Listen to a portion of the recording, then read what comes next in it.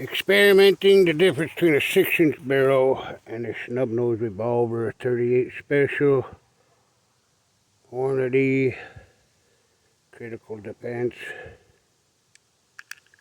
on that block of wood, close range. First the snub.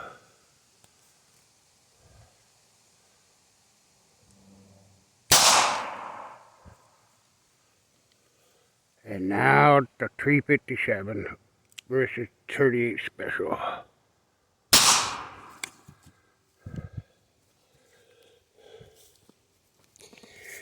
Both penetrated through, obviously. No? Let's get out over here. Both penetrated well. But I don't think I captured them. Oh, look at that. Look at that. Oh, it's like a kid at Christmas time.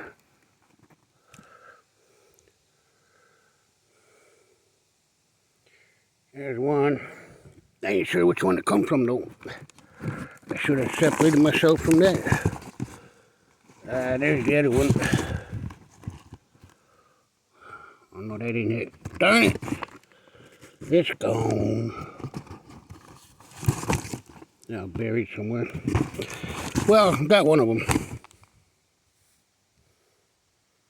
Yeah, crappy video.